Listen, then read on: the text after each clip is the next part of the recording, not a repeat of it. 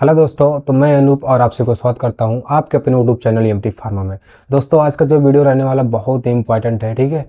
क्योंकि आज इस वीडियो में हम बात करने वाले हैं कि एम्बुलेंस में कितने स्ट्रक्चर होते हैं और उन स्ट्रक्चरों का वर्क क्या होता है, कब कब उसका इस्तेमाल किया जाता है, ठीक है। तो आप लोग इस वीडियो में बने रहेंगे तभी आपको पूरा समझ में आ पाएगा, ठीक है, कि कब सड़क पर एक्सीडेंट होती है तो कौन सा स्ट्रक्चर हम यूज़ करते हैं, किसी का ट्रामा वाले पेशेंट है तो उस समय कब यूज़ करते हैं, ठीक है। और किसी का अगर मान लीजिए 2-3 मामला पे अगर पेशेंट कोई है, वहाँ पे तबीयत खराब उनका वो नहीं आ पा रही है, तो उस समय हम कौन सा स्ट्रक्चर यूज करेंगे, ठीक है। तो आप लोग इस वीडियो को पूरा देखें तभी आपको समझ में आएगा, ठीक है। चलिए मैं टॉपिक पे आपको ले चलता हूँ सीधे।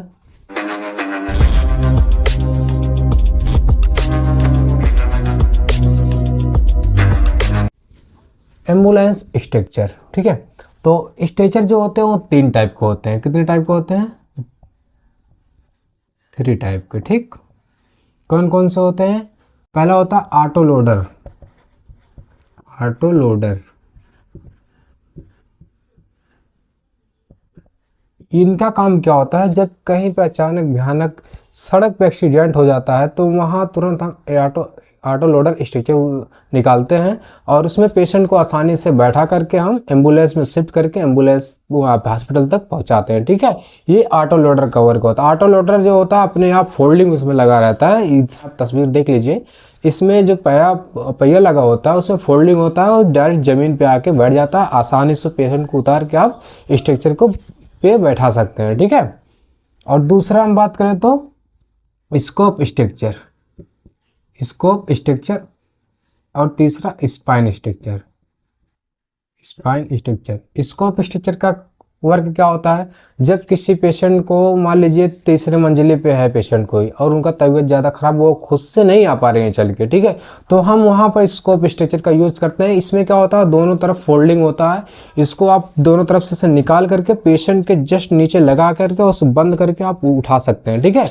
इसमें फोल्डिंग होता है, आसानी से पेशेंट को उठा सकते हैं आप।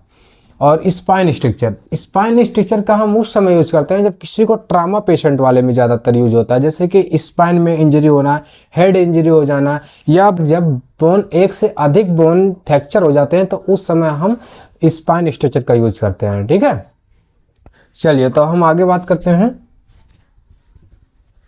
ऑटो लोडर स्ट्रक्चर के बारे में। पहले बात कर लेते हैं, उसके बाद बारी बार हम सबके बारे में बात करें। तो ऑटो लोडर स्ट्रक्चर क्या होता है? एम्बुलेंस में ऑटो लोडर स्ट्रक्चर का मुख्य काम जो होता है, मरीज को स्ट्रेचर सहित आसानी, सुरक्षित और जल्दी से एम्बुलेंस में लोड और अनलोड करना होता है, ठीक है। जब कहीं कोई भी पेशेंट एक्सीडेंट हो जाता है वहाँ पे, तो उसको जल्द से एम्बुलेंस में लोड करना और हॉस्पिटल पे पहुँचने के बाद उसको अनलोड करना, मतलब उतारना, ठीक है। ये ऑटो लोडर स्ट्रक्चर का काम होता है, मुख्य कार्य, ठीक है।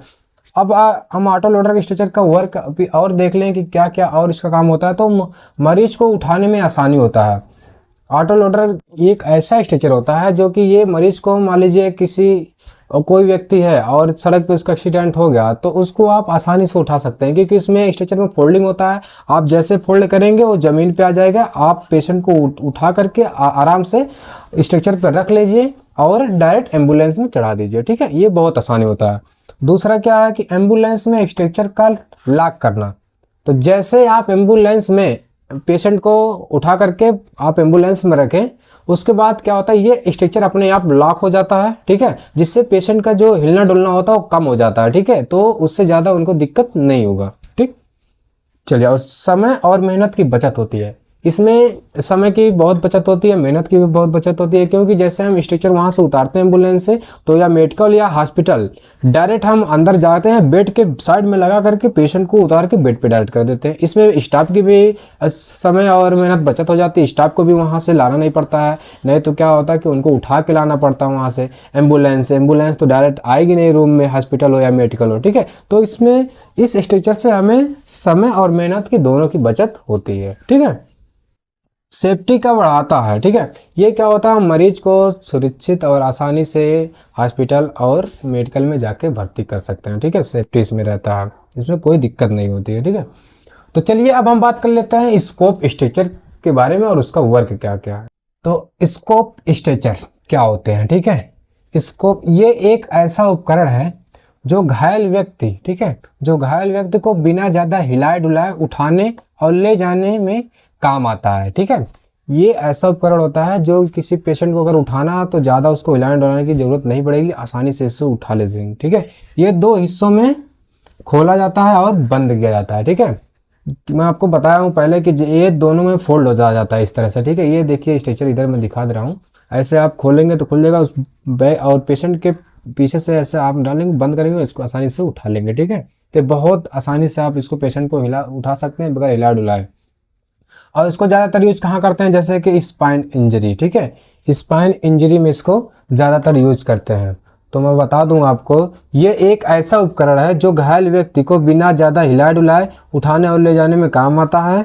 ठीक है, स्पाइन इंजरी, अगर किसी दुर्घटना में बैकबोन स्पाइन इंजरी का शक हो तो उसे हिलाना डुलाना खतरनाक होता है। ठीक है, स्कोप स्ट्रक्चर मरीज के नीचे स्लाइड करके नहीं बल्कि दोनों तरफ से खोल कर लगाया जाता है और बंद कर दिया जाता है। ठीक है, ताकि मोमेंट कम से कम हो और पेशेंट को कोई दिक्कत ना हो। ठीक है, जब उनका पेशेंट का मान लीजिए कोई स्पाइन बोर्ड फ्रैक्चर है तो अगर आप उसे हिलाएंगे डुलाएंगे तो ज़्यादा और फ्रैक्चर होने की ज़्यादा संभावना हो सकती है। ठीक है, तो इससे आप अगर उठाते हैं इस स्कोप वाले स्ट्रेचर से तो उन्हें बहुत आसानी से आप उठा ले जाएंगे और पेशेंट को कोई दिक्कत नहीं हो पाएगा। ठीक है, और एम्बुलेंस से हॉस्पिटल या बेड तक शिफ्ट करने में भी इस स्ट्रेचर का बहुत बड़ा रोल होता है। इस स्ट्रेचर से आप आसानी से जाकर उसको आप भर्ती कर सकते हैं। ठीक है, ये मरीज को एम्बुलेंस स्ट्रेचर से हॉस्पिटल बेड पर शिफ्ट करने में आसानी होता है।